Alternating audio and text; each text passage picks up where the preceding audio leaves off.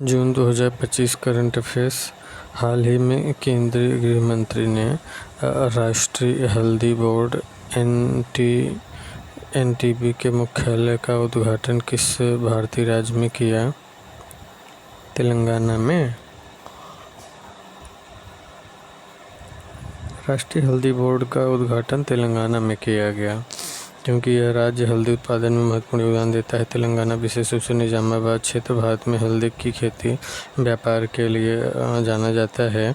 NTB की स्थापना का उद्देश्य हल्दी के उत्पादन, अनुसंधान और निर्यात को बढ़ावा देना है। हाल ही में चुनाव आयोग ने बिहार में मतदाता सूची के विशेष गहन संशोधन की घोषणा की। ईसीआई को ऐसा विशेष संशोधन आदेश देने का अधिकार किस कानूनी प्रावधान के तहत है?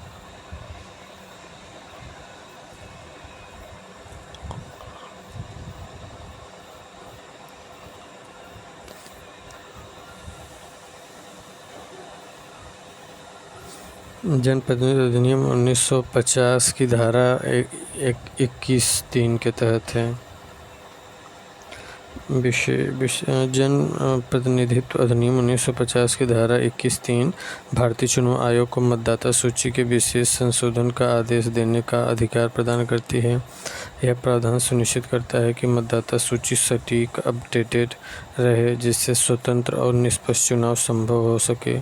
बिहार में इस संशोधन का उद्देश्य डुप्लीकेट और भारतीय नौसेना 1 जुलाई को रूस के कालिनिनग्राद में अपने नवीनतम स्टेल्थ फ्रिगेट तमल को कमीशन करने वाली है।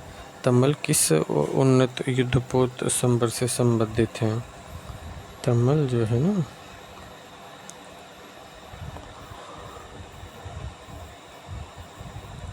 तुसिल वर्ग का है।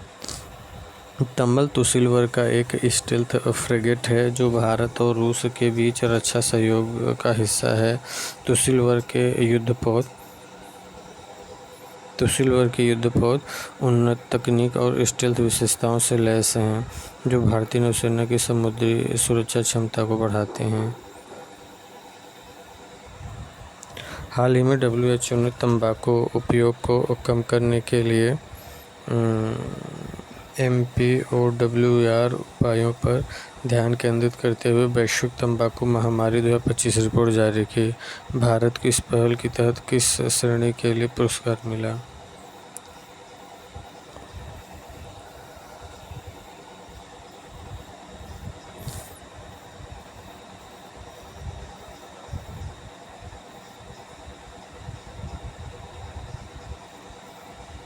भारत को CO तंबाकू छोड़ने की मदद की पेशकश के लिए दिया गया। भारत को WHO के MOPOWR उपायों के तहत तंबाकू छोड़ने की मदद में पेशकश के लिए पुरस्कृत किया गया है। भारत ने राष्ट्रीय तंबाकू नियंत्रण कार्यक्रम NTCP और विभिन्न जागरूकता अभियानों के माध्यम से तंबाकू छोड़ने के लिए सहायता सेवाओं को मजबूत किया है। यह पुरस्कार भारत के सार्वजनिक स्वास्थ्य प्रयासों को मान्यता देता है।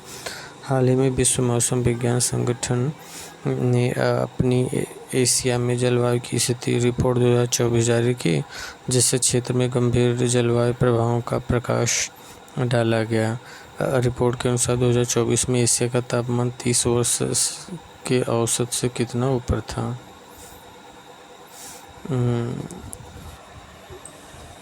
1.04 डिग्री सेल्सियस। WMO की 2024 की रिपोर्ट के अनुसार एशिया का औसत तापमान 30 वर्ष के औसत से 1.04 डिग्री सेल्सियस तक था।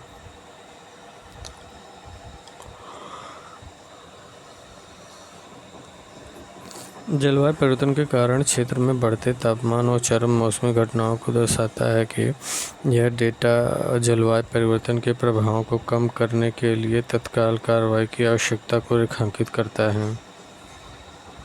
चुनाव आयोग ने बिहार में मतदाता सूची के विशेष गहन संशोधन का आदेश क्यों दिया? दोहरी और अयोग्य प्रविष्टियों को रोकने के लिए।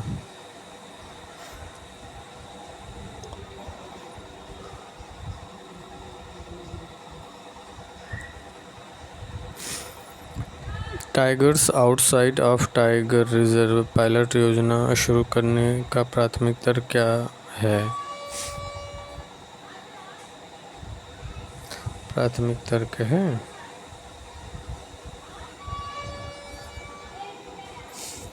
प्राथमिक तर्क है कि तकनीकी और समर्थन का उपयोग करके मानव बाघ संघर्ष का प्रबंधन।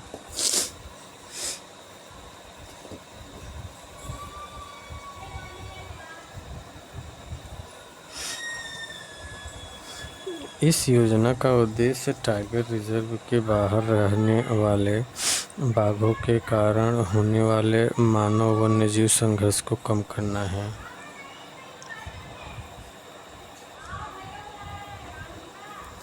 तकनीकी उपायों जैसे ट्रैकिंग डिवाइस और सामुदायिक समर्थन के माध्यम से यह योजना बाघों और स्थानीय समुदायों के बीच सहअस्तित्व को बढ़ावा देती है।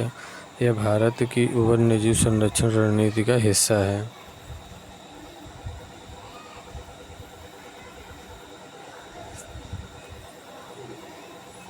हाल ही में हिमाचल प्रदेश के कांगड़ा में बादल फटने से आई बाढ़ में 5 लोगों की मौत हो गई। बादल फटने की तकनीकी परिभाषा क्या है? बादल फटने की तकनीकी परिभाषा लगभग 10 किलोमीटर स्क्वायर में 1 घंटे में 10 सेंटीमीटर या उससे अधिक बारिश।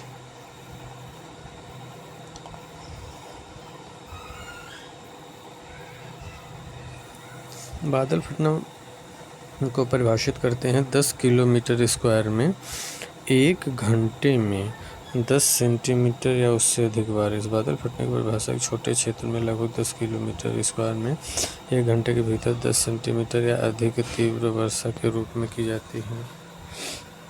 यह घटना अक्सर पहाड़ी क्षेत्रों में बाढ़ और भूस्खलन के कारण बनती है, जिससे कि कांगड़ा में देखा गया। यह जलवायु परिवर्तन के साथ बढ़ती चरम मौसमी घटनाओं के कुछ उदाहरण हैं। हाल ही में भारत ने इलेक्ट्रिक वाहनों और अन्य ऑटोमोटिव घटकों के लिए आवश्यक दुर्लभ चुंबकीय पृथ्वी चुंबकों के निर्यात पर प्रतिबंधों के संबंध में चीन के साथ बातचीत की।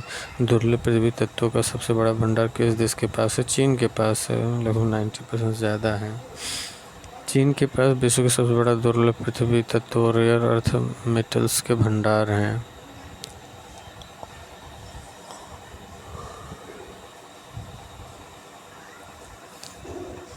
जो कि इलेक्ट्रिक वाहनों, नवीकरणीय ऊर्जा प्रौद्योगिकियों और रक्षा उपकरणों के लिए महत्वपूर्ण है। इलेक्ट्रिक वाहनों, नवीकरणीय ऊर्जा और प्रौद्योगिकियों और रक्षा उपकरणों के लिए महत्वपूर्ण है।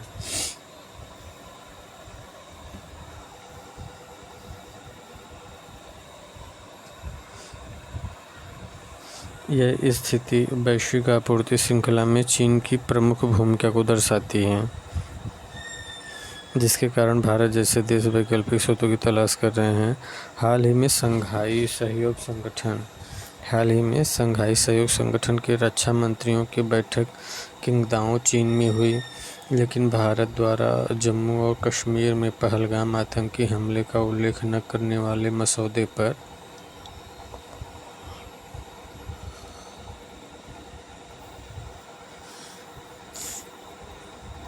कश्मीर में पहलगाम आतंकी हमले का उल्लेख न करने पर मसौदे पर हस्ताक्षर करने से इनकार करने के बाद संयुक्त बयान जारी विफल रहे। कौन सा देश एससीओ का सदस्य नहीं है?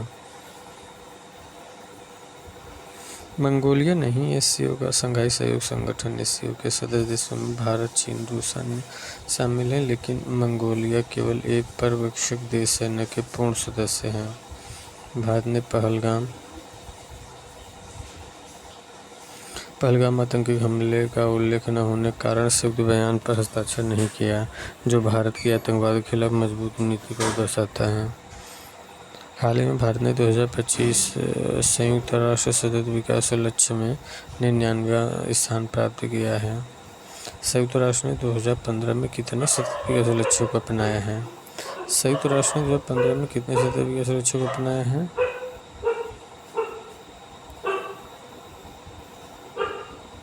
17।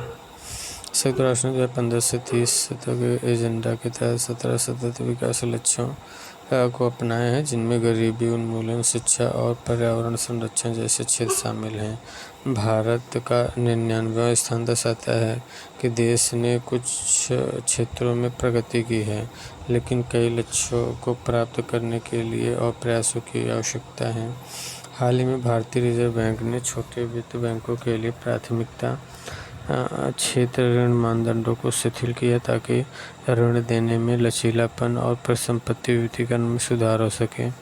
छोटे वित्त बैंकों के लिए समायोजित शुद्ध बैंक ऋण का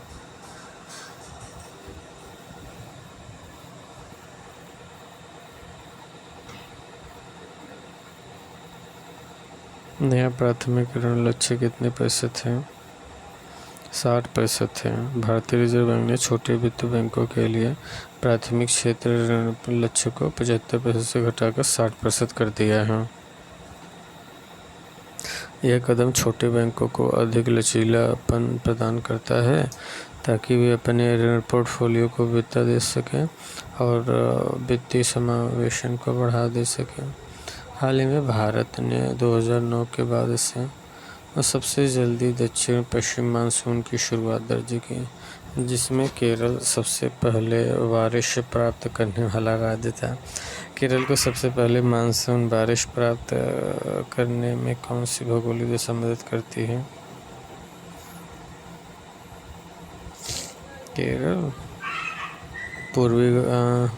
केरल में ये पश्चिमी घाट मदद करती है। पश्चिमी घाट केरल में दक्षिण पश्चिम मानसून की बारिश को आकर्षित करने में महत्वपूर्ण भूमिका निभाते हैं।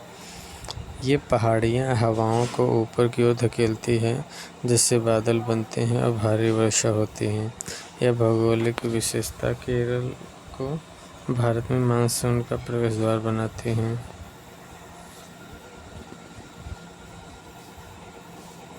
हाल ही में तमिलनाडु तट पर एक दुर्लभ ओवरफिश, जिसे जापानी लोक कथाओं में डूम्सडे फिश कहा जाता है, पकड़ी गई है, जिसने अपने गहरे समुद्र की उत्पत्ति और पौराणिक प्रतिष्ठा के कारण ध्यान आकर्षित किया। ओवरफिश का वैज्ञानिक नाम क्या है? हाल ही में तमिलनाडु तट पर दुर्लभ ओवरफिश, जिसे जापानी लोक कथाओं में डूम्सडे फिश कहा जाता है, पकड़ी गई, जिसने अपनी गहरे समुद्र की उत्पत्ति और पौराणिक प्रतिष्ठा के कारण ध्यान आकर्षित किया है। ओवरफिश का वैज्ञानिक नाम क्या है?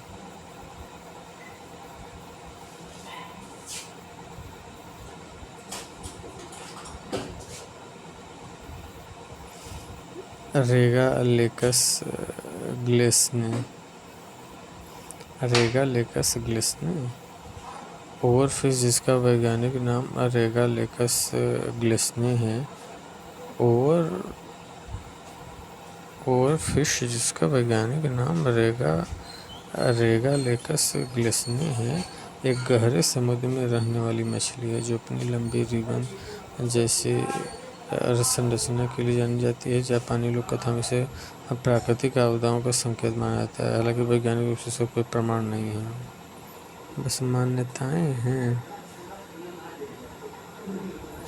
हाल ही में वार्षिक वान जलवायु परिवर्तन सम्मेलन जर्मनी के वान में शुरू हुआ, जिसमें वैश्विक हितधारक संयुक्त राष्ट्र जलवायु परिवर्तन ढांचा सम्मेलन के तहत चर्चाओं को आगे बढ़ाने के लिए एकत्र हुए। निम्नलिखित में से कौन सा निकाय UNFCCC को जलवायु परिवर्तन से संबंधित वैज्ञानिक और तकनीकी मामलों पर सलाह देता है?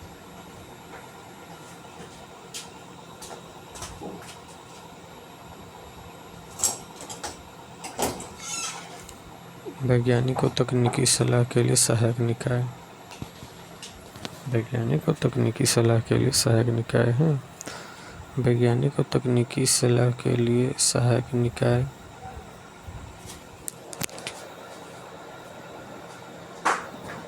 वैज्ञानिक और तकनीकी सलाह के लिए सहायक निकाय UNFCCC को जलवायु परिवर्तन से संबंधित वैज्ञानिक और तकनीकी मुद्दों पर सलाह देता है। यह निकाय नीति निर्माण में वैज्ञानिक डेटा और तकनीकी समाधानों को शामिल करने में महत्वपूर्ण भूमिका निभाता है।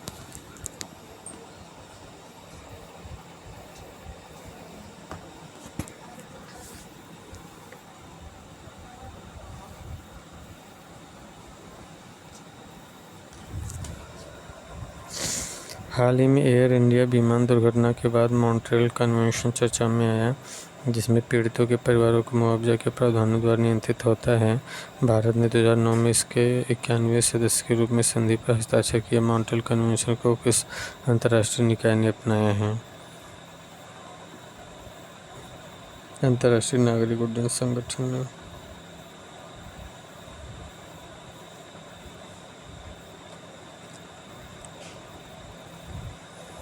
मॉन्ट्रियल कन्वेंशन, जिसे 1999 में अंतर्राष्ट्रीय नागरिक उड्डयन संगठन ICAO द्वारा अपनाया गया है, हवाई यात्रा के दौरान यात्रियों और सामान के नुकसान के लिए मुआवजा को नियंत्रित करता है। भारत ने 2009 में इस संधि को अपनाया, जो हवाई यात्रा सुरक्षा मुआवजा नीति को मानकीकृत करता है।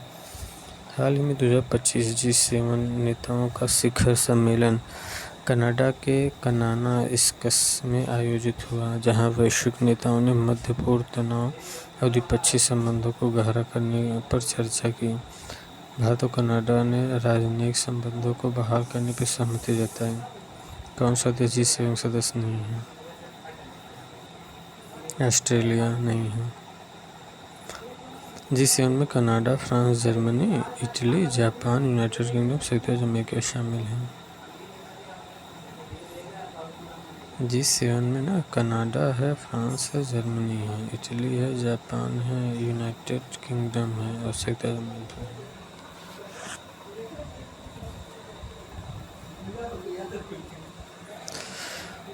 Canada, France, Germany, Italy, Japan, United kingdom, संयुक्त राज्य अमेरिका। G7 में है सर।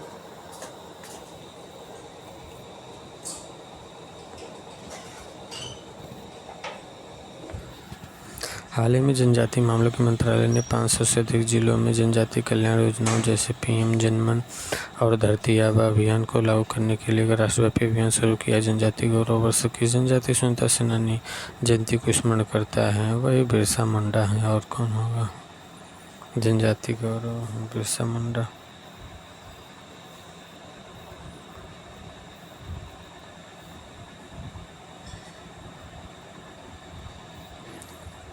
हाल ही में वैश्विक जीवन योग्यता सूचकांक 2025 जारी किया गया, जिसमें स्थिरता, स्वास्थ्य सेवा, शिक्षा, बुनियादी ढांचे जैसे कारकों के आधार पर 173 शहरों का आकलन किया गया।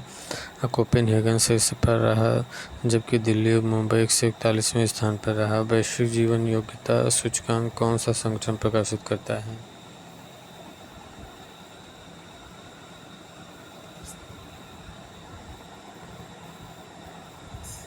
Economist intelligence unit. Economist intelligence unit वैश्विक जीवन योग्यता सूचकांक प्रकाशित करता है, जो शहरों की रहन की गुणवत्ता का आकलन करता है, और दिल्ली मुंबई का 141वां स्थान है।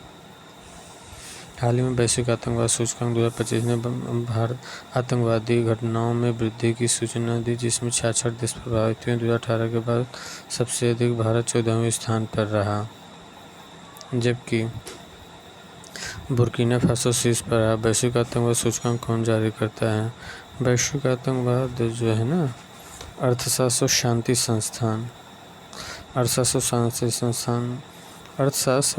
संस्थान वैश्विक आतंकवाद सूचकांक प्रकाशित करता है, जो आतंकवादी गतिविधियों का वैश्विक विश्लेषण प्रदान करता है। भारत का 14वां स्थान क्षेत्रीय सुरक्षा चुनौतियों को दर्शाता है, जबकि बुर्किना फासो शीर्ष स्थान साहेल क्षेत्र में बढ़ती आतंकवादी घटनाओं को इंगित करता है। वैश्विक शांति सूचकांक प्रत्येक वर्ष कौन प्रकाशित करता है? वैश्विक शांति सूचकांक प्रत्येक वर्ष कौन प्रकाशित करता है? वैश्विक शांति सूचकांक वैश्विक शांति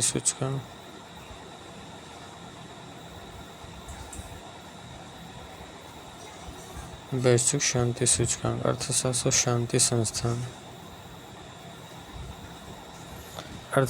शांति संस्थान वैश्विक शांति सूचकांक GPI प्रकाशित करता है, जो देशों की शांति की स्थिति का आकलन करता है। यह सूचकांक हिंसा, संघर्ष, सैन्यीकरण जैसे कारकों पर आधारित होता है और वैश्विक शांति नीतियों के लिए महत्वपूर्ण डेटा प्रदान करता है। ग्रामीण विकास मंत्रालय ने PMGSY योजना के तहत रखरखाव बोर्डों में QR कोड जोड़ने के लिए राज्यों को निर्देश क्यों दिया है? सड़क की गुणवत्ता और रखरखाव पर नागरिकों की प्रतिक्रिया एकत्र करने के लिए।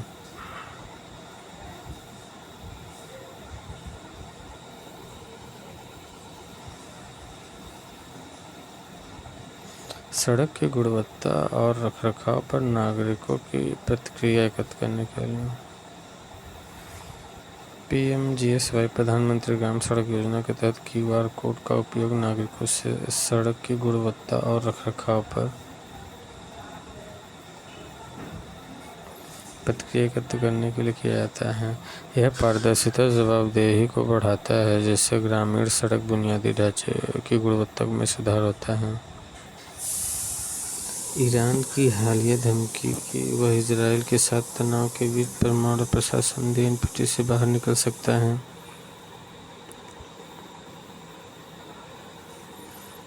ने वैश्विक चिंताएं बढ़ा दी है। परमाणु प्रशासन NPT को अक्सर भेदभावपूर्ण इसलिए माना जाता है क्योंकि यह केवल उन देशों को परमाणु राज्य के रूप में मान्यता देता है जिन्होंने 1967 से पहले परमाणु हथियार का परीक्षण किया था। विश्लेषण: NPT को भेदभावपूर्ण माना जाता है क्योंकि यह केवल 5 देशों अमेरिका, रूस,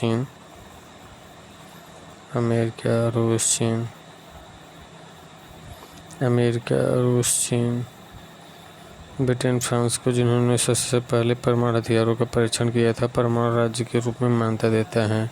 यह अन्य देशों को परमाणु हथियार विकसित करने से रोकता है।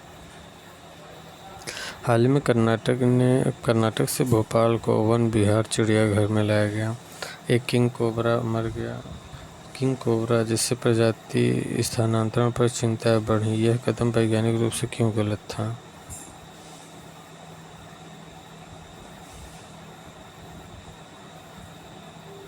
कर्नाटक की किंग कोबरा एक अलग प्रजाति का है जो मध्य प्रदेश के लिए अनुपयुक्त है।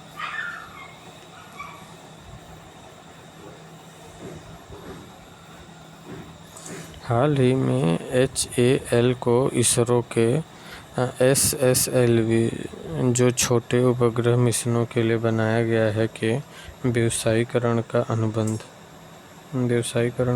दिया गया है।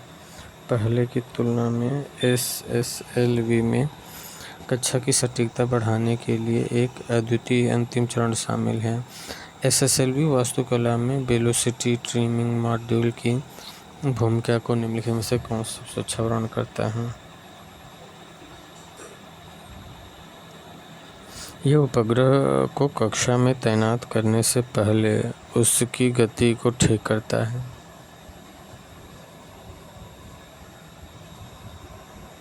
वेलोसिटी ट्रिमिंग मॉड्यूल SSLV का एक महत्वपूर्ण हिस्सा है जो उपग्रह को कक्षा में सटीक रूप से तैनात करने के लिए उसकी गति को समायोजित करता है।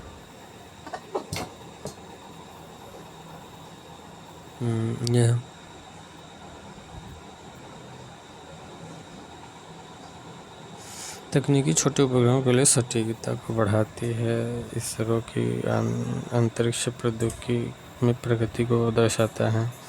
हाल ही में भारत ने विश्व मगरमच्छ दिवस 17 जून की पूर्व संध्या पर अपने मगरमच्छ संरक्षण परियोजना के 50 वर्ष पूरे होने का उत्सव मनाया, जिसमें मगरमच्छों के आवासों की रक्षा और उनके आबादी को बढ़ाने के दशकों के प्रयासों को मान्यता दिया। भारत में मगरमच्छ संरक्षण परियोजना आधिकारिक तौर पर कब शुरू किया गया?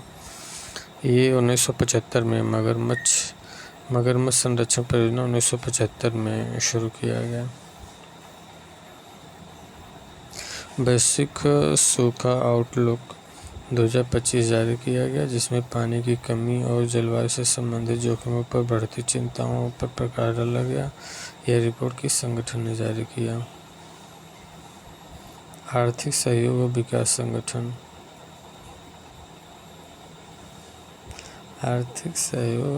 संगठन। OECD।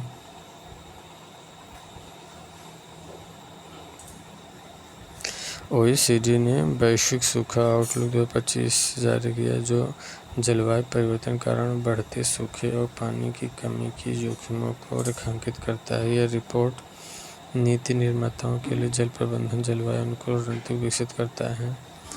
हाल ही में माउंट लेवोटोबी इलाके में विस्फोट हुआ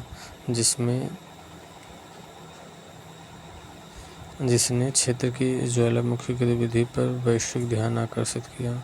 माउंट लेवोटोबी इलाके कहाँ स्थित है?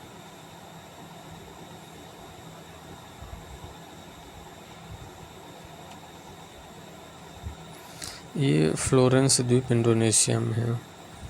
माउंट लेवोटोबी इलाके इंडोनेशिया के फ्लोरेंस द्वीप में है। हाल ही में भारतीय प्रतिभूति विनिमय बोर्ड सेबी ने स्टॉक मार्केट में कुछ अनुपालन आवश्यकताओं को शिथिल किया ताकि रिवर्स फ्लिपिंग को प्रोत्साहन मिल सके, जिसका उद्देश्य भारत में स्टार्टअप आईपीओ को बढ़ावा देना है। भारतीय स्टार्टअप पारिस्थितिकी तंत्र में रिवर्स फ्लिपिंग का क्या अर्थ है? रिवर्स फ्लिपिंग का अर्थ है स्टार्टअप का अधिवास विदेश से वापस भारत में स्थानांतरित करना। रिवर्स फ्लिपिंग का अर्थ है कि विदेशों में पंजीकृत भारतीय स्टार्टअप्स का अधिवास वापस भारत में स्थानांतरित करना।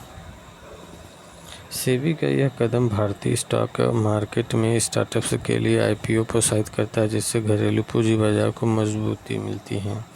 हाल ही में सरकार ने 2022-23 और 23-24 के लिए परफॉर्मेंस ग्रेडिंग इंडेक्स PGI 2.0 जारी किया, जो राज्यों और केंद्र शासित प्रदेशों में स्कूल शिक्षा प्रणालियों का व्यापक मूल्यांकन प्रदान करता है। GPI 2.0 को किस मंत्रालय ने लॉन्च किया?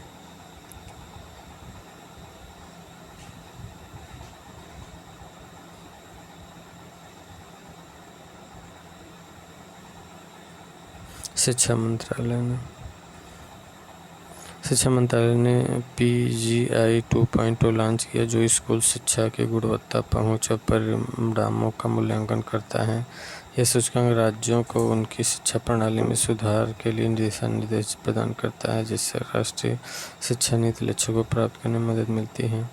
हाल ही में Stockholm International Peace Research Institute SIPRI ने अपनी 2025 की वार्षिक पुस्तक जारी की, जिसमें एक नई परमाणु हथियार दौड़ की चेतावनी दी है। रिपोर्ट के अनुसार कौन सा देश अपने परमाणु शस्त्रागार का सबसे तेजी से विस्तार कर रहा है? चीन कर रहा है। SIPRI 2025 रिपोर्ट के अनुसार चीन अपने परमाणु शस्त्रागार का सबसे तेजी से विस्तार कर रहा है। यह वैश्विक सुरक्षा की स्थिति में बदलाव हो सकता है।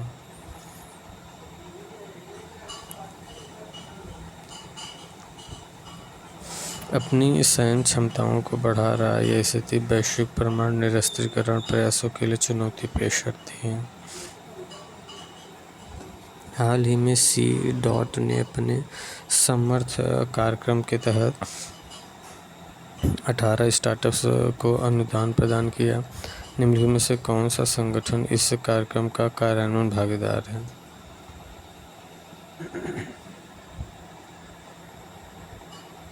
Software technology parks of India STPI।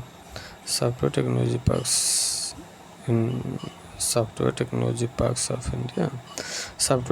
Parks of India C. के समर्थ कार्यक्रम के कार्यान्वयन भागीदार है, जो स्टार्टअप्स को तकनीकी नवाचार के लिए समर्थन प्रदान करते हैं। यह भारत के डिजिटल इंडिया और स्टार्टअप इंडिया पहल के तहत तकनीकी उद्यमिता को बढ़ावा देता है। हाल ही में अंतर्राष्ट्रीय बिग कैट अलायंस को बड़े बिल्लियों के संरक्षण के लिए एक वैश्विक मंच के रूप में लॉन्च किया गया है। अंतर्राष्ट्रीय बिग कैट अलायंस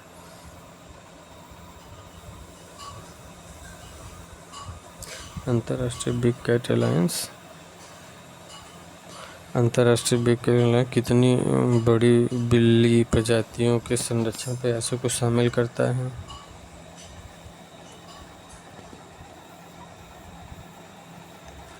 7। अंतर्राष्ट्रीय बिग कैट अलायंस IBCA 7 बड़ी बिल्ली प्रजातियों शेर, बाघ, तेंदुआ, चीता, जगुआर, प्यूमा और स्नो लेपर्ड हैं। बिग कैट अलायंस 7 बड़ी बिल्ली प्रजातियों शेर, बाघ, तेंदुआ, चीता, जगुआर, प्यूमा और स्नो लेपर्ड के संरक्षण पर केंद्रित है। भारत द्वारा शुरू की गई यह पहल वैश्विक जैव विविधता संरक्षण में महत्वपूर्ण योगदान देती है। हाल ही में भारत ने कनाडा के कनानिस्कस में आयोजित 91वें G7 नेताओं के शिखर सम्मेलन में आउटरीच देश के रूप में भाग लिया। इस शिखर के सम्मेलन में 2030 तक वनों की कटाई को रोकने के उद्देश्य से कौन सा चार्टर समर्थित किया?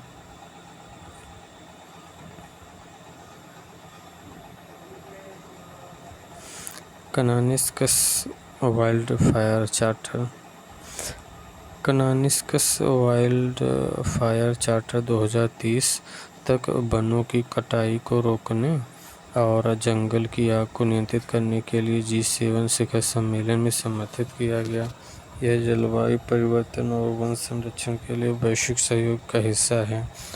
हाल ही में पर्यावरण, वन और जलवायु परिवर्तन मंत्रालय ने 17 जून को विश्व मरुस्थलीकरण और सूखा रोकथाम दिवस के अवसर पर ग्रीन इंडिया मिशन पर एक दस्तावेज का अनावरण किया। ग्रीन इंडिया मिशन को किस राष्ट्रीय ढांचे के तहत लॉन्च किया गया है? यह राष्ट्रीय जलवायु परिवर्तन कार्य योजना के तहत।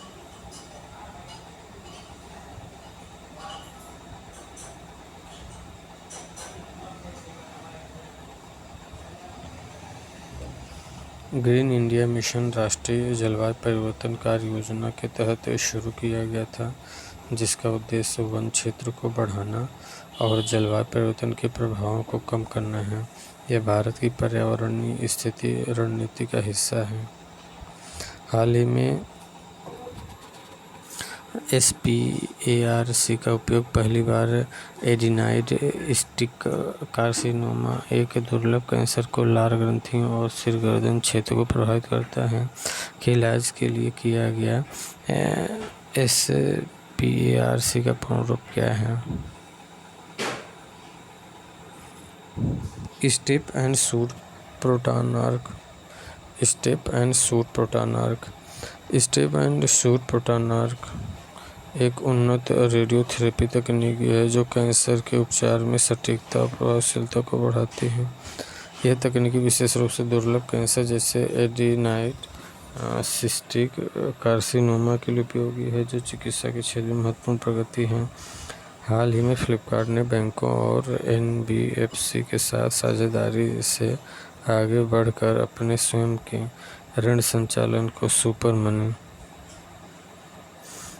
मनी फिनटेक ऐप के माध्यम से शुरू किया। भारत ने NBFC के पंजीकरण को कौन सा अधिनियम नियंत्रित करता है? NBFC को कौन सा अधिनियम करता है? कंपनी अधिनियम 1956 या 2013। गैर बैंकिंग वित्तीय कंपनियां NBFC भारत में कंपनी अधिनियम 1956 या 2013 के तहत पंजीकृत होती है, जबकि उनकी गतिविधियों को भारतीय रिजर्व बैंक द्वारा नियंत्रित किया जाता है। फ्लिपकार्ट का सुपर मनी लॉन्च डिजिटल वित्तीय सेवाओं में भारत की बढ़ती हिस्सेदारी को दर्शाता है। हाल ही में नक्शा प्रशिक्षण का दूसरा चरण 4 राष्ट्रीय उत्कृष्टता केंद्रों पर शुरू हुआ। नक्शा कार्यक्रम का उद्देश्य क्या है? नक्शा कार्यक्रम का उद्देश्य क्या है? नक्शा कार्यक्रम का उद्देश्य शहरी भूमि रिकॉर्ड का डिजिटल सर्वेक्षण और आधुनिकीकरण है। शहरी भूमि रिकॉर्ड का डिजिटल सर्वेक्षण और आधुनिकीकरण है। नक्शा कार्यक्रम का उद्देश्य शहरी भूमि रिकॉर्ड का डिजिटल सर्वेक्षण और आधुनिकीकरण करना है, जिससे भूमि स्वामित्व और प्रबंधन में पारदर्शिता बढ़े। यह डिजिटल इंडिया पहल का हिस्सा है और शहरी प्रशासन को सुगम बनाता है।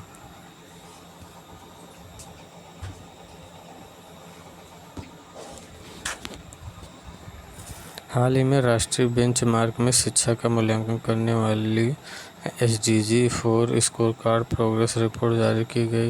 यह रिपोर्ट कौन सा संगठन प्रकाशित करता है? यूनेस्को करती है। यूनेस्को वैश्विक शिक्षा निगरानी।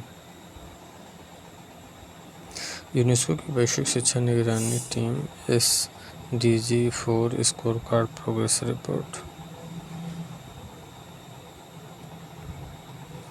हाल ही में ईरान ने इजराइल के सैन्य और परमाणु बुनियादी ढांचे पर हमले के खिलाफ जवाबी कार्रवाई में एक ऑपरेशन शुरू किया। ईरान के इस जवाबी ऑपरेशन का नाम क्या था? Operation true promise 3। Operation true promise 3 Iran की जवाबी कार्रवाई। हाल ही में विश्व का सबसे बड़ी कंटेनर क्षमता वाला जहाज MSC इरना अरब सागर में कमीशन किए गए विशिंजम अंतर्राष्ट्रीय बंदरगाह पर रुका। विशिंजम अंतर्राष्ट्रीय बंदरगाह को किस प्रकार का बंदरगाह माना जाता है?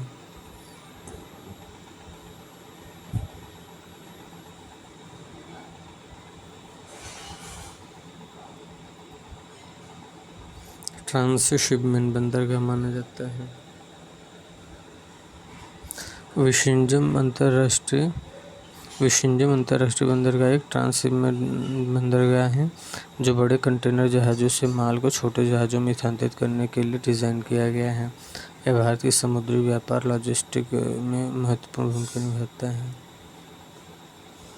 हाल ही में भारत सरकार ने DigiPin एक नया डिजिटल पता प्रणाली शुरू की है जो भौगोलिक निर्देशांकों का उपयोग करके संपत्ति स्थानों की सटीक पहचान सक्षम बनाती है।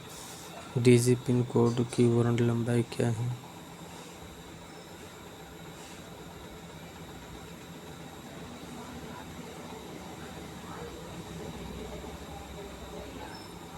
C10।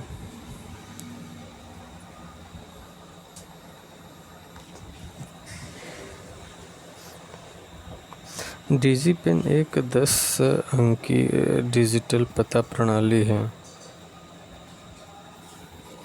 DigiPin एक 10 अंकी डिजिटल पता प्रणाली है जो भौगोलिक निर्देशांकों के आधार पर सटीक स्थान पहचान प्रदान करती है। यह डिजिटल इंडिया पहल का हिस्सा है और लॉजिस्टिक्स से शहरी नियोजन और आपातकालीन सेवाओं को सुगम बनाती है। हाल ही में रेल विकास निगम लिमिटेड RVNL ने अपनी प्रमुख बुनियादी ढांचा परियोजनाओं की ऊर्जा ज़रूरतों को पूरा करने के लिए रूस के रोसाटॉम के साथ छोटे मॉड्यूलर रिएक्टर बनाने पर चर्चा शुरू की है। छोटे मॉड्यूलर रिएक्टर की अधिकतम शक्ति क्षमता क्या है? C 300 megawatt.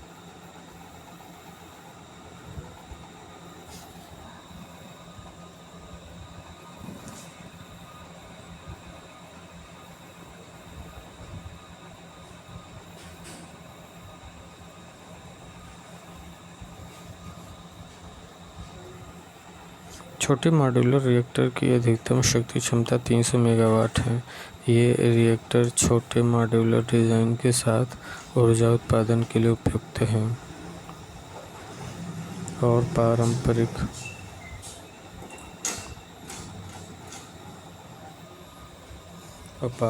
परमाणु रिएक्टरों की तुलना में अधिक लचीलापन प्रदान करते हैं।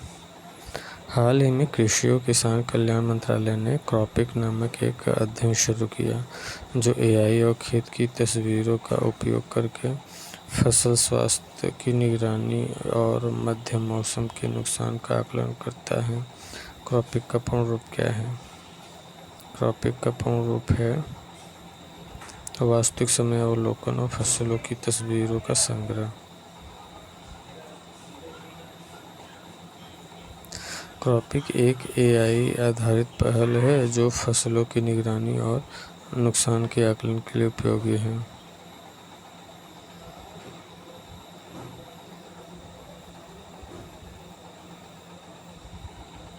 विश्व आर्थिक मंच द्वारा जारी वैश्विक लैंगिक अंतराल रिपोर्ट 2025 में भारत का स्थान क्या है? 131 है। वैश्विक लैंगिक अंतराल रिपोर्ट 2025 में भारत का 131 है। वैश्विक लैंगिक अंतराल रिपोर्ट 2025 में भारत का 131वां स्थान लैंगिक समानता में चुनौतियों को दर्शाता है, विशेष रूप से शिक्षा, स्वास्थ्य और आर्थिक भागीदारी में। यह भारत को लैंगिक समानता नीतियों को और मजबूत करने की आवश्यकता पर अंकित करता है। भारतीय रिजर्व बैंक का हालिया बॉन्ड बायबैक परिपक्वता से पहले किस प्रकार के वित्तीय साधन को खरीदने का लक्ष्य रखता है?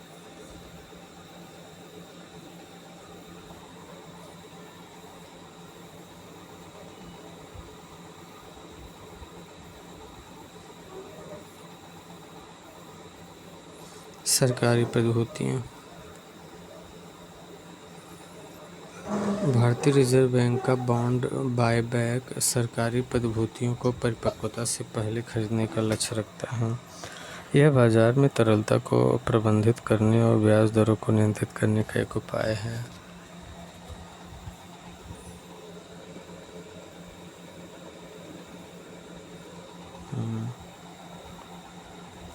पावर फाइनेंस कॉर्पोरेशन (पीएफसी) ने हाल ही में किस प्रकार के बॉन्ड को जारी करने को वापस लिया, जो कोई आवधिक ब्याज नहीं देता है?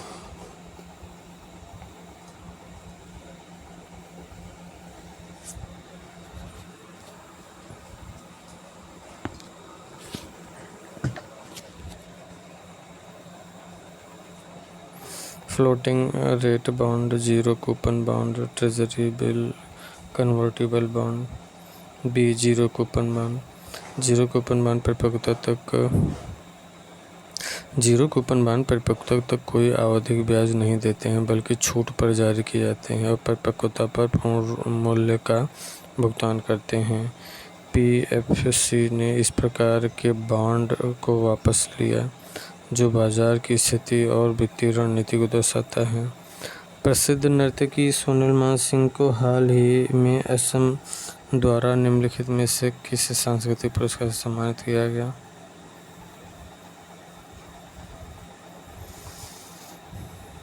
संगीत नाटक अकादमी पुरस्कार। इन्हें श्रीमंत शंकरदेव पुरस्कार से सम्मानित किया गया। श्रीमंत शंकरदेव पुरस्कार असम का एक प्रतिष्ठित सांस्कृतिक पुरस्कार है, जो कला और संस्कृति में योगदान के लिए दिया जाता है। सोनल मानसिंह को उनके नृत्य और सांस्कृतिक योगदान के लिए सम्मानित किया गया है, जो भारत की सांस्कृतिक विरासत को दर्शाता है। रुद्राक्ष यूवी का हाल ही में राजस्थान में सफलतापूर्वक परीक्षण किया गया है। इसकी प्राथमिक लॉन्च क्षमता क्या है? इसमें प्राथमिक लॉन्च क्षमता क्या है? वर्टिकल टेक ऑफ और लैंडिंग। रुद्राक्ष यूवी वर्टिकल टेक ऑफ और लैंडिंग VTOL क्षमता के साथ डिज़ाइन किया गया है, जो इसे बिना रनवे के संचालन में लचीलापन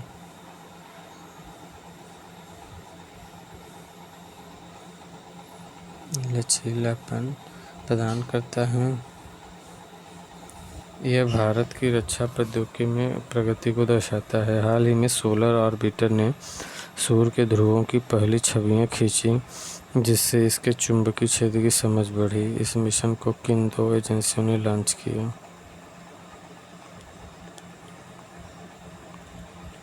यूरोपीय अंतरिक्ष agency, national aeronautics and space administration. यूरोपीय अंतरिक्ष एजेंसी और national aeronautics and space administration.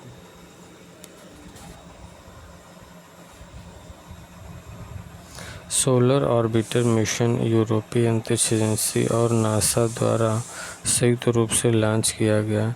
यह मिशन सूर्य के ध्रुवों और चुंबकीय क्षेत्र के अध्ययन में महत्वपूर्ण योगदान देता है और सौर भौतिकी में नई अंतर्दृष्टि प्रदान करता है। हाल ही में सामाजिक कार्यकर्ताओं ने गंगोत्री में ठोस कचरा भस्मक की स्थापना पर चिंता जताई, जो पारिस्थितिक रूप से नाजुक भागीदारी इको सेंसिटिव जोन में स्थित है। भागीरथी इको सेंसिटिव जोन किस नदी के प्राचीन खंड की रक्षा के लिए बनाया गया था? गंगा।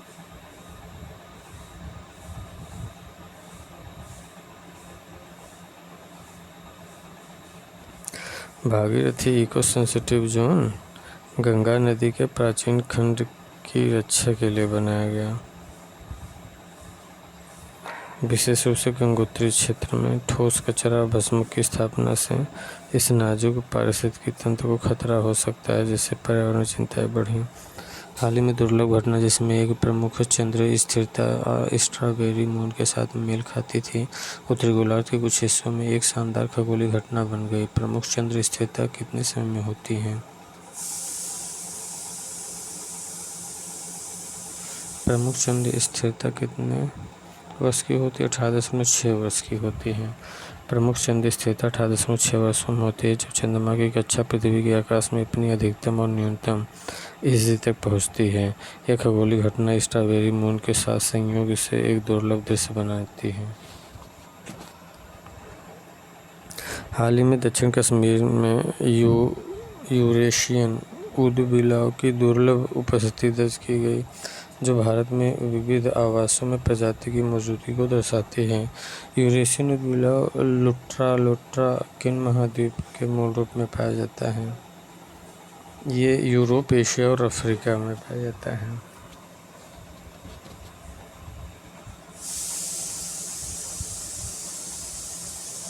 यूरोप, एशिया और अफ्रीका।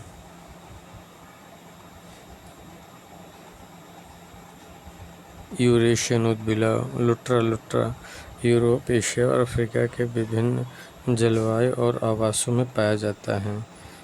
दक्षिण अमेरिका में इसकी उपस्थिति भारत की जैव विविधता और संरक्षण प्रयासों की सफलता को दर्शाती है।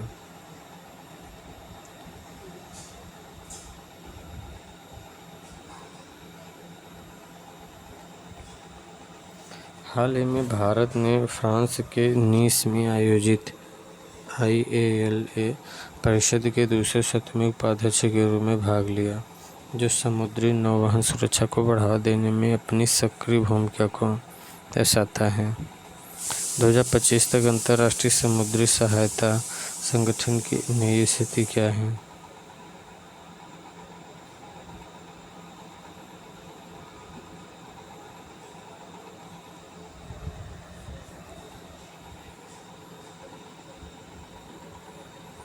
अंतर सरकारी संगठन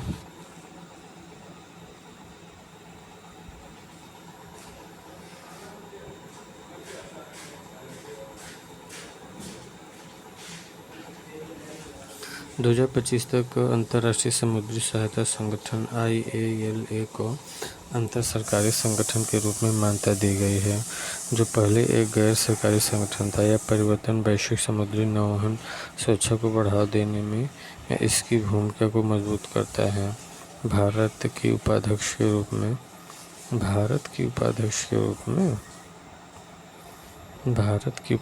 रूप में भागीदारी समुद्री क्षेत्र में उसकी बढ़ती वैश्विक जिम्मेदारी को दर्शाती है। हाल ही में प्रधानमंत्री उज्ज्वला योजना ने ग्रामीण और वंचित परिवारों को स्वच्छ खाना पकाने का ईंधन प्रदान करने के 9 साल पूरे किए। प्रधानमंत्री उज्ज्वला योजना किस मंत्रालय के अंतर्गत कार्य करती है?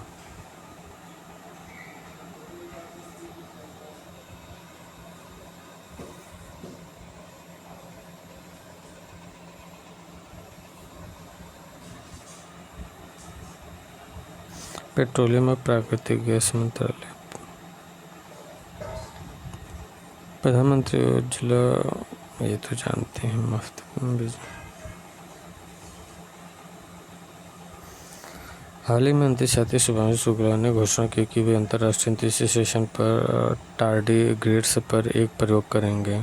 टार्डीग्रेड्स को चरम परिस्थिति में जीवित रहने की क्या अनूठी क्षमता है? क्रिप्टोबायोसिस। टार्डीग्रेड्स, जिन्हें वाटर बियर्स भी कहा जाता है, क्रिप्टोबायोसिस की अनूठी क्षमता के कारण चरम परिस्थितियों जैसे निर्जनता, अत्यधिक तापमान और विकिरण में जीवित रह सकते हैं। इन प्रक्रियाओं में वे अपनी चयापचय गतिविधियों को लगभग पूरी तरह से निलंबित कर देते हैं। यह प्रयोग अंतरिक्ष अनुसंधान में महत्वपूर्ण अंतर्दृष्टि प्रदान कर सकते हैं।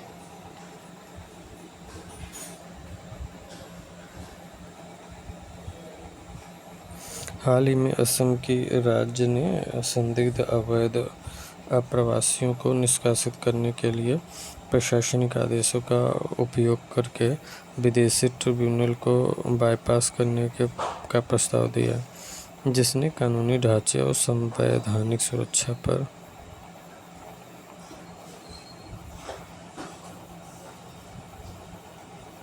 बहस छेड़ दी। भारत में विदेशी ट्रिब्यूनल का प्राथमिक कार्य क्या है? विदेशी अधिनियम के तहत यह निर्धारित करना कि कोई व्यक्ति विदेशी है या नहीं। विदेशी ट्रिब्यूनल्स का प्राथमिक कार्य विदेशी अधिनियम 1946 के तहत निर्धारित करना कि कोई व्यक्ति भारत का नागरिक है या विदेशी है। हाल ही में केंद्रीय वित्त मंत्री ने NIIF की शासी परिषद की 6वीं बैठक की अध्यक्षता की।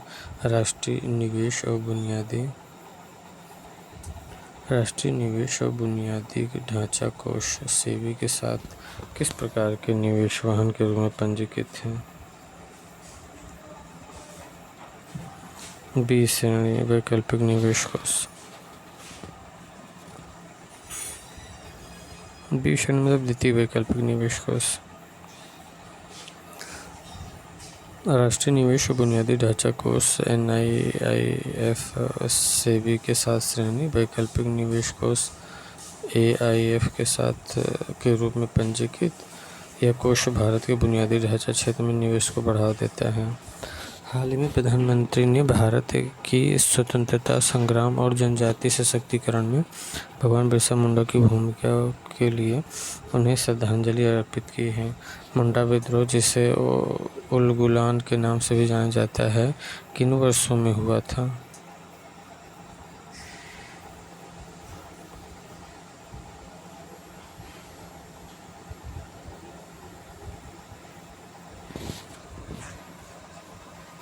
मुंडा विद्रोह, जिसे उलगुलान कहा जाता है, 1899 से 1900 में बिरसा मुंडा के नेतृत्व में हुआ है।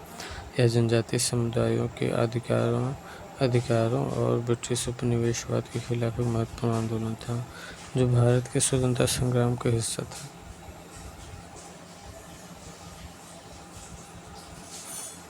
हाल ही में बताया गया है कि स्टारलिंक ने वर्तमान और चक्र के चरम पर बढ़ी हुई सौर गतिविधि के कारण 2020 से 2024 के बीच 523 उपग्रह खो दिए हैं, जिससे अंतरिक्ष मलबे और वायुमंडलीय प्रदूषण की चिंताएं बढ़ी हैं। ऐसी सौर गतिविधियों के दौरान उपग्रह पृथ्वी के वायुमंडल में अधिक तेजी से क्यों प्रवेश करते हैं?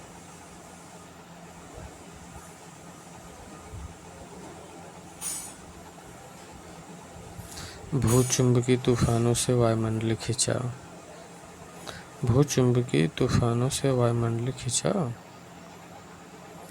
सौर गतिविधियों के दौरान भूचुंबकीय तूफान वायुमंडल को गर्म करते हैं, जिससे उसका घनत्व बढ़ता है और उपग्रहों पर वायुमंडलीय खिंचाव बढ़ जाता है, जिससे उपग्रह तेजी से पृथ्वी की ओर खींचे जाते हैं, जिससे परिणामस्वरूप स्टारलिंक जैसे उपग्रहों का नुकसान होता है। हाल ही में PM प्रणाम योजना के कारण 2023-24 में 15 लाख टन से अधिक सिंथेटिक उर्वरकों में कमी आई। PM प्रणाम योजना का मुख्य उद्देश्य क्या है? मुख्य उद्देश्य है राज्यों को रासायनिक उर्वरक का उपयोग कम करने और विकल्प अपनाने के लिए प्रोत्साहित करना। राज्यों को रासायनिक उर्वरकों का उपयोग कम करने और विकल्प अपनाने के लिए प्रोत्साहित करना।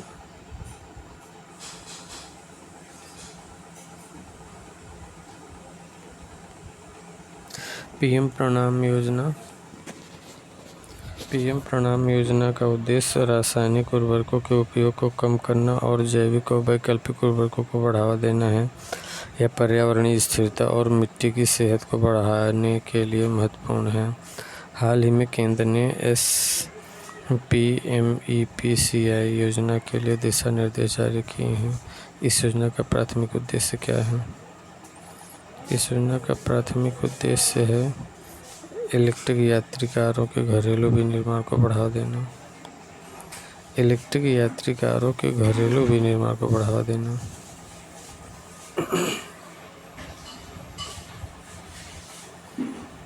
SPMEPCI MEPCI scheme for promotion of manufacturing electric passenger cars का उद्देश्य भारत में इलेक्ट्रिक कारों का विनिर्माण करना है।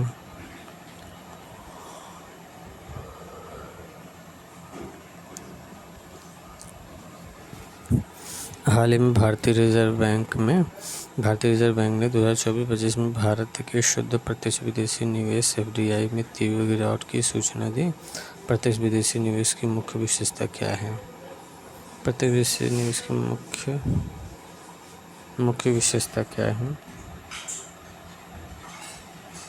प्रत्यक्ष विदेशी निवेश की मुख्य विशेषता है यह विदेशी संस्थाओं द्वारा दीर्घकालिक निवेश को शामिल करने वाला गैर ऋण पूंजी प्रवाह है। प्रत्येक विदेशी निवेश FDI दीर्घकालिक निवेश है जिसमें विदेशी संस्थाएं भारतीय व्यवसायों में हिस्सेदारी या नियंत्रण लेती हैं।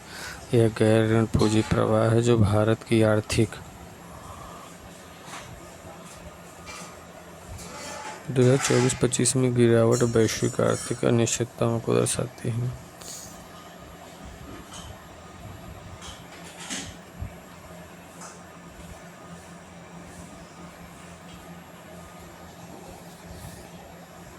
हाल ही में उन्नत भारत अभियान ने शैक्षणिक भागीदारी के माध्यम से ग्रामीण विकास को बढ़ावा देने के 10 साल पूरे किए। यूबी पहल 10 साल पूरे किए। यूबी पहल का प्राथमिक उद्देश्य क्या है? गरीबों को मुफ्त शहरी आवास प्रदान करना। इसमें से जो है ना, उच्च शिक्षण संस्थान को ग्रामीण विकास चुनौतियों के समाधान करने में सक्षम बनाना है। उन्नत भारत अभियान UBA का उद्देश्य उच्च शिक्षण संस्थानों को ग्रामीण विकास की चुनौतियों को जोड़ना है। यह ग्रामीण समुदायों के लिए तकनीकी और वैश्विक समाधान प्रदान करता है जो भारत की समावेशी विकास रणनीति का हिस्सा है।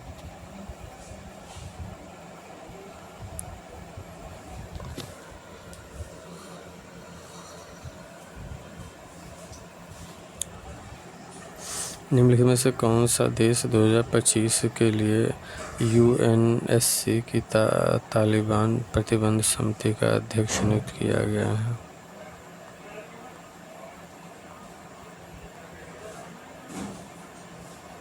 पाकिस्तान।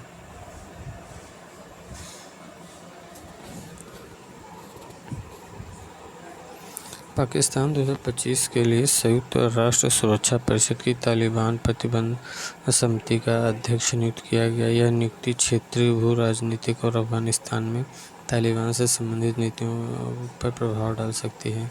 हाल में वैज्ञानिकों ने ASKP J1832 की खोज की। लगभग 15,000 प्रकाश वर्ष दूर स्थित एक रहस्यमयी कॉस्मिक वस्तु है।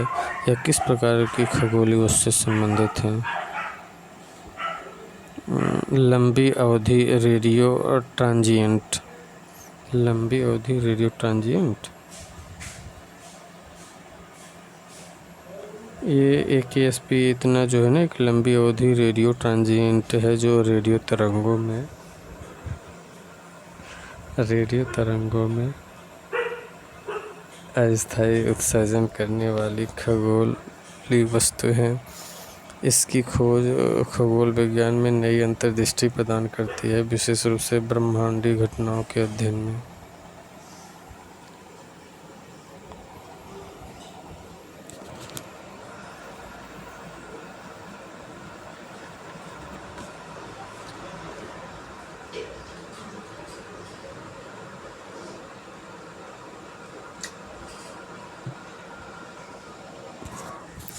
विश्व पर्यावरण दिवस 5 जून पर प्रधानमंत्री नरेंद्र मोदी ने एक पौधा लगाया जिसे अन्नाटो और सिंदूर के नाम से भी जाना जाता है। यह कौन सा पौधा है?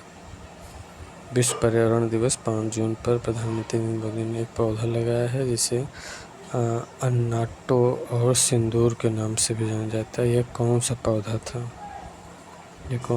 था? विक्सा ओरेलाना।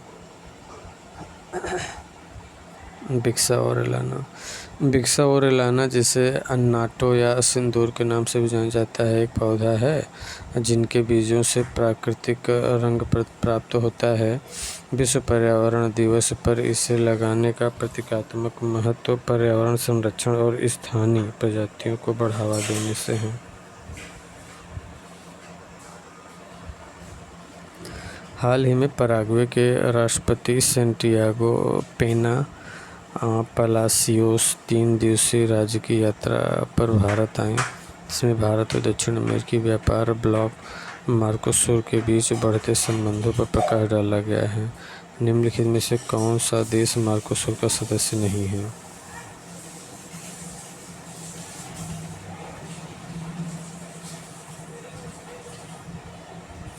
चिली मार्कोसुर का देश नहीं है। बाकी मार्कोसुर के हैं अर्जेंटीना, पैराग्वे, ब्राज़ील है। मार्कोसुर साउदर्न कॉमन मार्केट के सदस्य देशों में।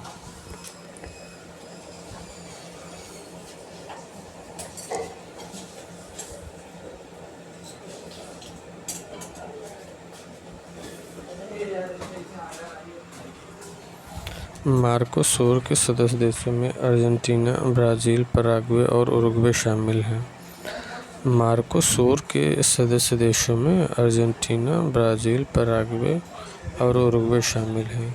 चिली एक सहयोगी सदस्य है। चिली एक सहयोगी सदस्य है लेकिन पूर्ण सदस्य नहीं है। भारत के साथ मार्कोसुर के बढ़ते व्यापारिक संबंध दक्षिण अमेरिका के साथ आर्थिक सहयोग को दर्शाते हैं।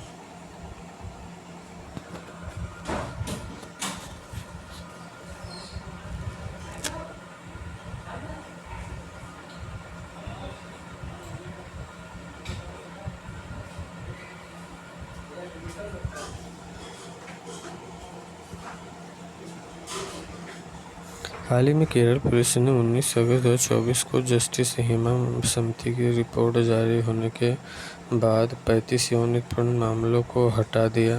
केरल सरकार ने 2017 में जस्टिस हेमा समिति का गठन क्यों किया था? जस्टिस हेमा समिति गठन क्यों किया था? जस्टिस हेमा समिति गठन क्यों किया था? फिल्म उद्योग में लैंगिक असमानता और यौन उत्पीड़न की जांच करना। फिल्म उद्योग में लैंगिक असमानता और यौन उत्पीड़न की जांच करना।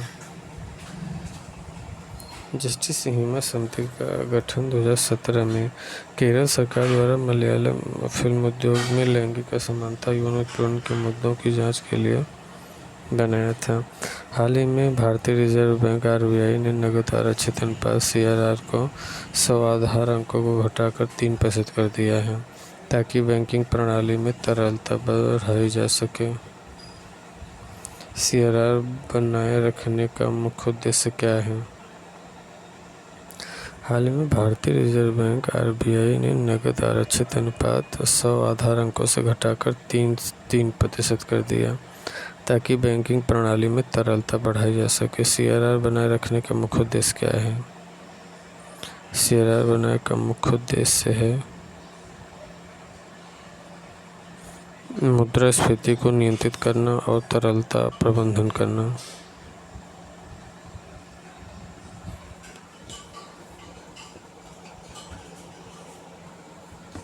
मुद्रास्फीति को नियंत्रित करना और तरलता प्रबंधन करना।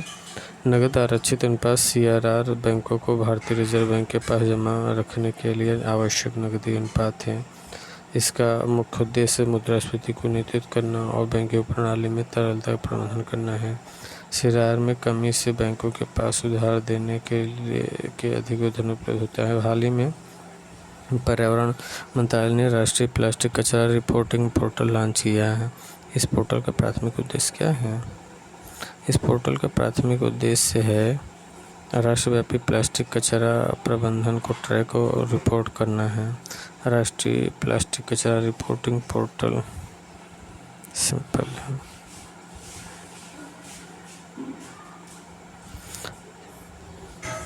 हाल ही में तमिलनाडु के धनुषकोडी में ग्रेटर फ्लेमिंगो की रक्षा के लिए अभयारण्य को अधिसूचित किया गया है।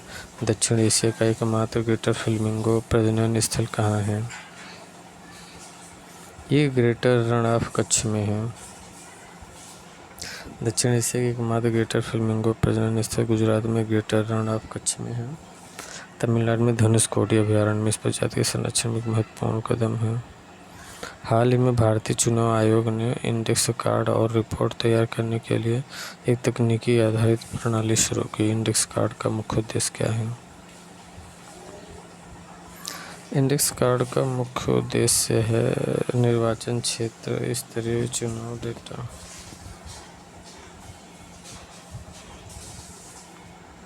इंडेक्स कार्ड निर्वाचन क्षेत्र स्तरीय चुनाव डेटा प्रदान करते हैं जो मतदाता सूची और मतदाता प्रक्रिया की निगरानी में मदद करता है। हाल ही में सामाजिक न्याय और अधिकारिता मंत्रालय ने खतरनाक स्वच्छता कार्य में लगे कचरा बीनने वाले को औपचारिक बनाने और पुनर्वास के लिए एक राष्ट्रव्यापी डिजिटल आवेदन शुरू किया है। यह पहल किस योजना के तहत शुरू किया गया है? नमस्ते योजना के तहत।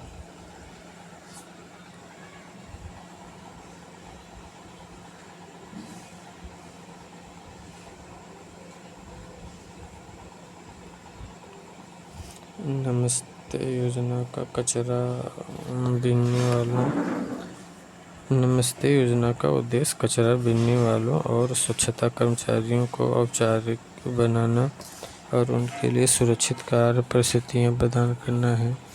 इस सामाजिक समावेशन और श्रमिक कल्याण को बढ़ावा देता है। हाल ही में यूक्रेन ने रूस के साथ संघर्ष में ट्रोजन हॉर्स शैली के ड्रोन रणनीति का उपयोग किया है, जिसमें लकड़ी के केबिन में छिपे एफपीवी ड्रोन शामिल थे। ड्रोन तकनीकी में एफपीवी का क्या अर्थ है? फर्स्ट पर्सन व्यू ड्रोन तकनीक में ऑपरेटर को ड्रोन के कैमरे के माध्यम से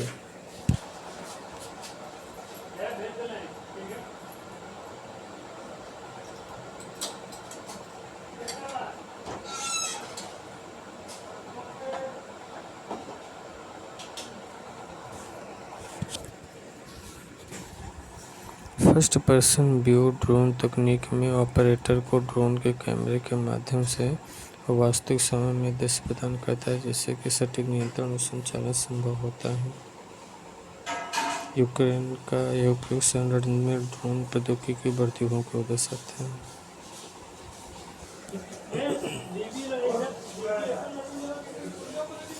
हाल ही में मिनार और किचन को रामसर साइट घोषित किया गया है।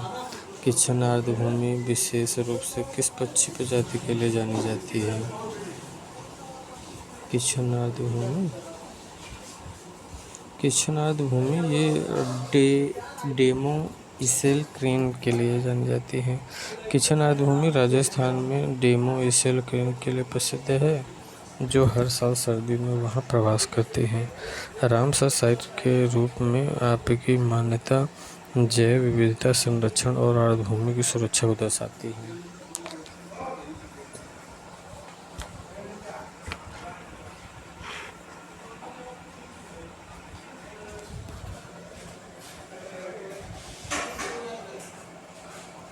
विश्व पर्यावरण दिवस 2025 पर प्रधानमंत्री नरेंद्र मोदी ने दिल्ली में एक बरगद का पौधा लगाकर एक प्रमुख वनीकरण पहल शुरू की।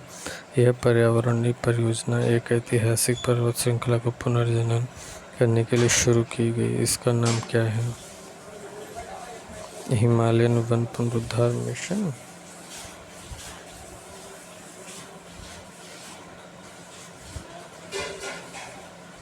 Aravalli green wall project. Aravalli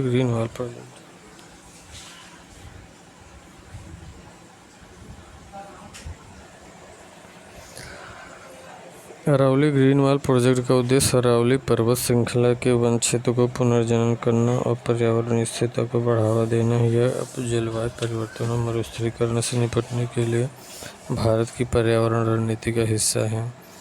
भारतीय सैन्य इतिहास में पहली बार 17 महिला कैंडिडेट ने एक प्रतिष्ठित त्रिसेवा प्रशिक्षण संस्थान से स्नातक किया, जो लैंगिक समावेशी नेतृत्व की दिशा में एक ऐतिहासिक कदम है। वे किस संस्थान से स्नातक हुए हैं?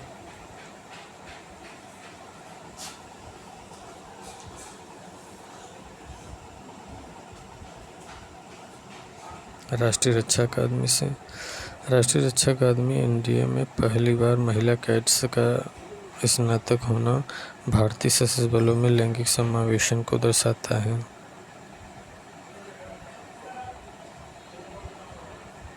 हाल ही में इलेक्ट्रॉनिक्स और सूचना प्रौद्योगिकी मंत्रालय ने सुप्रीम कोर्ट द्वारा गोपनीयता को मौलिक अधिकार के रूप में मान्यता देने के बाद भारत के पहले व्यापक डेटा संरक्षण कानून को लागू करने के लिए मसौदा नियमों पर जनता की राय मांगी। इस ऐतिहासिक कानून का नाम क्या है? डिजिटल व्यक्तिगत डेटा संरक्षण अधिनियम।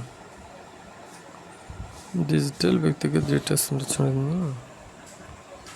डिजिटल व्यक्तिगत डेटा संरक्षण अधिनियम भारत का पहला व्यापक डेटा संरक्षण कानून है जो सुप्रीम कोर्ट के गोपनीयता को मौलिक अधिकार मानने के फैसले के बाद लागू हुआ। यह डिजिटल युग में नागरिकों के डेटा की सुरक्षा सुनिश्चित करता है।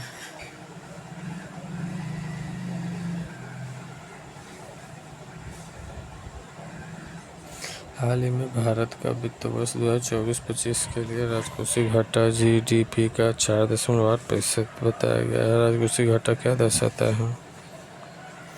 राजकोषीय घाटा दर्शाता है कुल व्यय और कुल प्राप्तियों उधार को छोड़कर के बीच अंतर। राजकोषीय घाटा सरकार के कुल व्यय और कुल प्राप्तियों उधार को छोड़कर के बीच का अंतर है। 4.8% जीडीपी का घाटा भारत की आर्थिक नीतियों और बजट प्रबंधन को दर्शाता है जो आर्थिक विकास और वित्तीय स्थिरता के बीच संतुलन बनाए रखने का प्रयास करता है।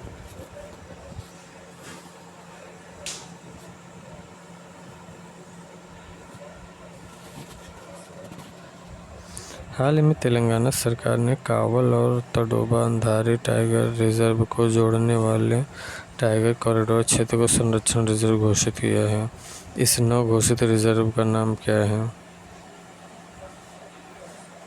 तेलंगाना सरकार ने कावल और तडोबा अंधारी टाइगर रिजर्व में जोड़ने वाले टाइगर कॉरिडोर क्षेत्र को संरक्षण रिजर्व घोषित किया है। इस नव घोषित रिजर्व का नाम क्या है? नवघोषित रिजर्व का नाम क्या है? नवघोषित रिजर्व का नाम कुमरम भीम संरक्षण रिजर्व है। कुमरम भीम संरक्षण रिजर्व कावल और तडोबा अंधारी टाइगर रिजर्व को जोड़ता है जिससे बाघों की आवाजाही और संरक्षण को बढ़ावा मिलता है। यह भारत की वन्यजीव संरक्षण रणनीति का हिस्सा है जो जैव विविधता को बनाए रखने में मदद करता है। हाल ही में इटली के सिसिली द्वीप पर माउंट एटना में विस्फोट हुआ जिसने इसकी भूवैज्ञानिक महत्व को ध्यान में लाया। माउंट एटना को किस प्रकार का ज्वालामुखी माना जाता है? माउंट एटना को ये स्ट्रेटोवोल्केनो है। माउंट एटना एक स्ट्रेटोवोल्केनो या समग्र ज्वालामुखी है जो लावा, राख और अन्य ज्वालामुखी सामग्री परतों से बना है।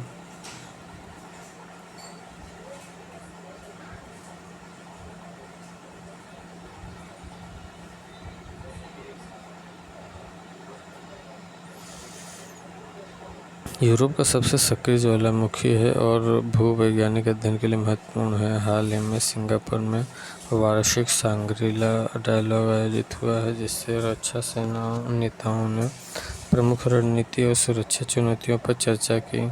सांग्रीला डायलॉग का आयोजन कौन सा संगठन करता है?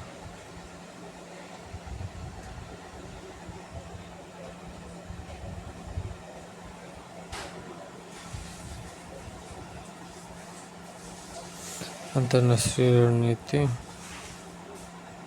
अध्ययन संस्थान ही ये अंतर्राष्ट्रीय रणनीतिक अध्ययन संस्थान है। अंतर्राष्ट्रीय रणनीतिक अध्ययन संस्थान सांग्रीला डायलॉग का आयोजन अंतर्राष्ट्रीय रणनीतिक अध्ययन संस्थान IISS करता है। यह वार्षिक मंच वैश्विक सुरक्षा और रक्षा नीतियों पर चर्चा के लिए महत्वपूर्ण है जिसमें भारत एक सक्रिय भागीदार है। हाल ही में पश्चिमी अफ्रीकी राज्यों के आर्थिक समुदाय इकोवास की 50वीं वर्षगांठ समारोह के दौरान संयुक्त राष्ट्र और वैश्विक राजनयिकों ने इसे अफ्रीका के क्षेत्रीय एकीकरण के मॉडल के रूप में सराहा। इकोवास का मुख्यालय कहाँ स्थित है? इकोवास का मुख्यालय अजूबा नाइजीरिया में है।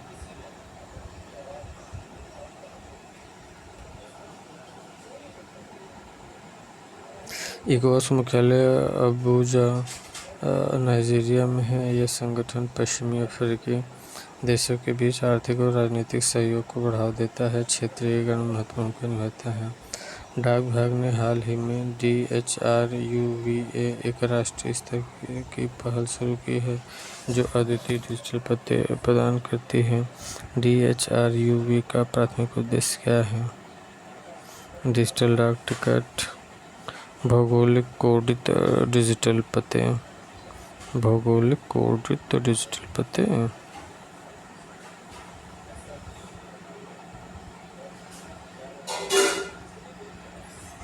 DHRUV भौगोलिक कोडित डिजिटल पते प्रदान करता है जो डाक सेवाओं, लॉजिस्टिक और डिजिटल शासन को सुगम बनाता है। यह डिजिटल इंडिया पहल का हिस्सा है। हाल ही में ऑपरेशन शील्ड के तहत मॉक ड्रिल आयोजित की गई है ताकि भारत की बाहरी खतरों के खिलाफ तत्परता का आकलन किया जा सके। ये ड्रिल भारत के किस हिस्से में आयोजित की गई है? पश्चिमी सीमा में। ऑपरेशन शील्ड के तहत मॉक ड्रिल्स भारत की पश्चिमी सीमा में आयोजित की गई जो मुख्य रूप से पाकिस्तान की सीमा क्षेत्रों पर केंद्रित थी। चीन ने हाल ही में विवादों के शांतिपूर्ण समाधान को बढ़ावा देने के लिए अंतर्राष्ट्रीय मध्यस्थता संगठन IOMED शुरू किया है। IOMED मुख्यालय कहाँ स्थित है? IOMED मुख्यालय हांगकांग में है। अंतर्राष्ट्रीय मध्यस्थता संगठन IOMED का मुख्यालय हांगकांग में है। यह संगठन वैश्विक स्तर पर विवादों की शांतिपूर्ण समाधान को बढ़ावा देता है। चीन की कूटनीतिक पहल का हिस्सा है। ऑपरेशन स्पाइडर वेब में रूसी हवाई अड्डों पर FPV ड्रोनों का उपयोग करके एक विनाशकारी ड्रोन हमला शामिल है। इस ऑपरेशन को किस देश संगठन ने अंजाम दिया? ऑपरेशन स्पाइडर वेब में रूसी हवाई अड्डों पर ऑपरेशन स्पाइडर वेब यूक्रेन ने किया था। ऑपरेशन स्पाइडर वेब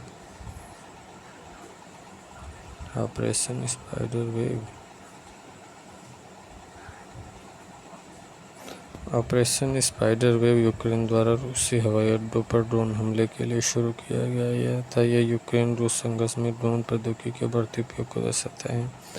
हाल ही में इलेक्ट्रॉनिक्स और सूचना प्रौद्योगिकी मंत्रालय ने 34,000 से अधिक GPU की कंप्यूटर क्षमता का विस्तार किया है जिससे भारत की स्वदेशी AI मॉडल को प्रशिक्षित करने और तैनात करने की क्षमता बढ़ी है। कौन सी एजेंसी लागू कर रही है?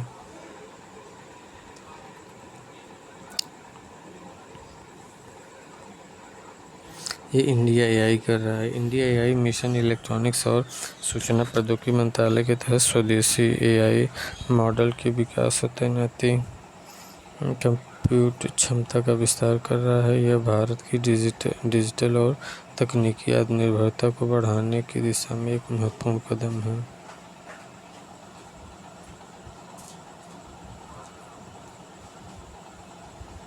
हाल ही में विश्व पर्यावरण दिवस 2025 पर प्लास्टिक प्रदूषण से निपटने के लिए सामूहिक कार्रवाई का आह्वान किया गया है।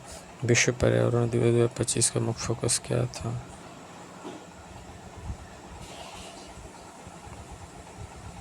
प्लास्टिक प्रदूषण था। विश्व पर्यावरण दिवस 2025 का मुख्य फोकस प्लास्टिक प्रदूषण पर था।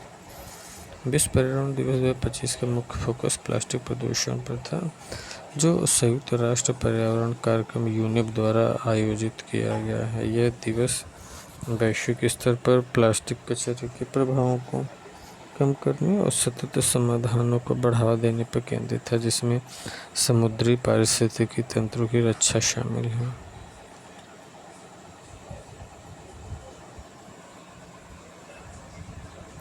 हाल ही में अंतर्राष्ट्रीय योग दिवस 2025 पर वैश्विक स्तर पर योग की थीम योग फॉर सेल्फ एंड सोसाइटी थी।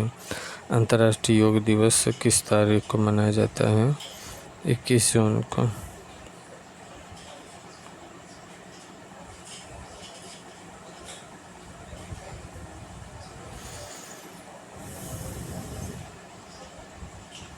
दो 2025 में थीम योग फॉर सेल्फ एंड सोसाइटी पर केंद्रित था।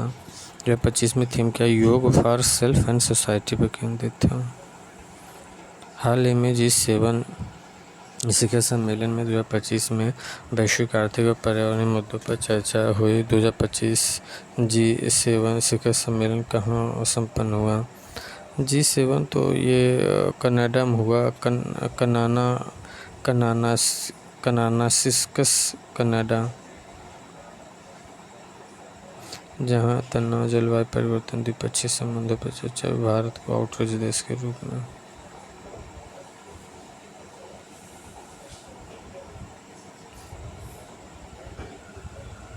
हाल ही में संयुक्त राष्ट्र ने 2025 के लिए युवा नेताओं को SDG के लिए घोषित किया। SDG क्या दर्शाता है? SDG सतत विकास लक्ष्य दर्शाता है। SDG 17 वैश्विक लक्ष्यों का सेट है जो 2030 तक प्राप्त करने के लिए अपनाए गए हैं। 2025 में संयुक्त राष्ट्र युवा कार्यालय ने युवा नेताओं को SDG के लिए चुना, जो युवाओं की भूमिका को जलवायु, गरीब और असमानता में उजागर करता है।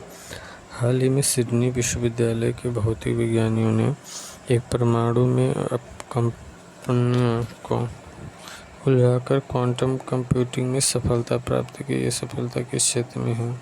क्वांटम कंप्यूटिंग की।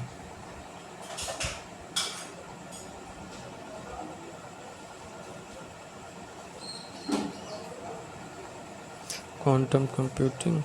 सिडनी विश्वविद्यालय के वैज्ञानिकों ने एक परमाणु में कंपनों को उलझाकर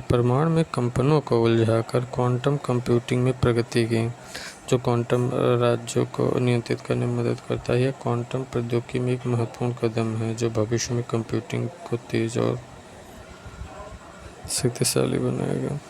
हाल ही में गूगल ने जून 2025 में AI अपडेट्स की घोषणा की, जिसमें नोटबुक LM नोटबुक्स को सार्वजनिक रूप से साझा करने का नया तरीका शामिल है। किस कंपनी की घोषणा है?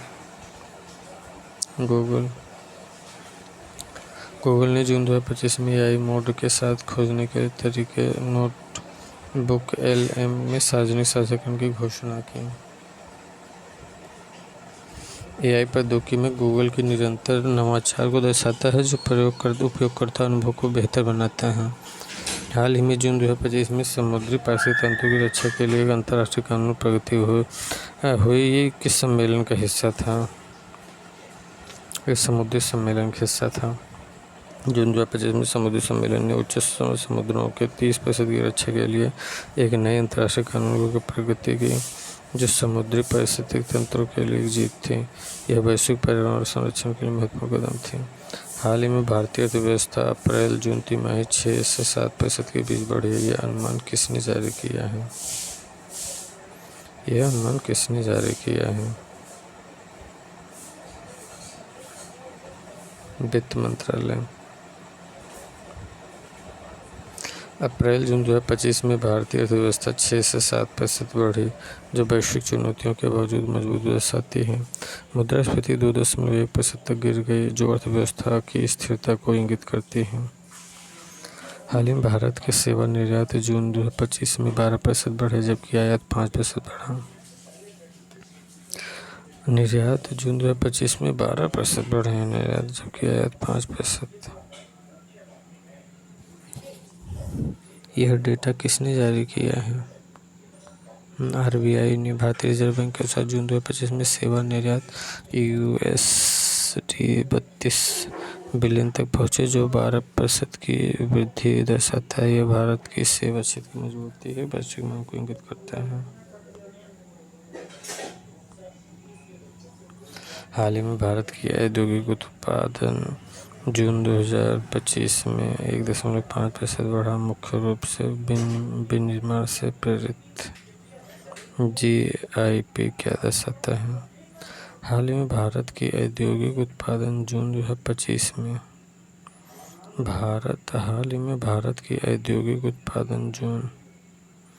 2025 में 1.5% बढ़ा दी, मुख्य रूप से विनिर्माण से प्रेरित। IIP क्या दर्शाता है? IIP दर्शाता है इंडस्ट्रियल प्रोडक्शन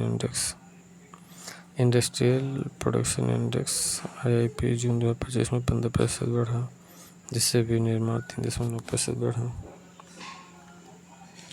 हाल ही में भारत के विदेश मंत्री डॉक्टर एस जयशंकर ने अमेरिका की यात्रा की। यह यात्रा कब संपन्न हुआ? 30 जून से 2 जुलाई 2025।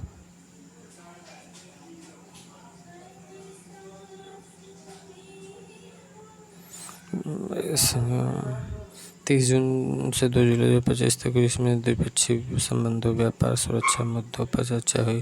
भारत अमेरिका रणनीतिक साझेदारी का मजबूत हिस्सा है। खत्म हो गया, फिनिश।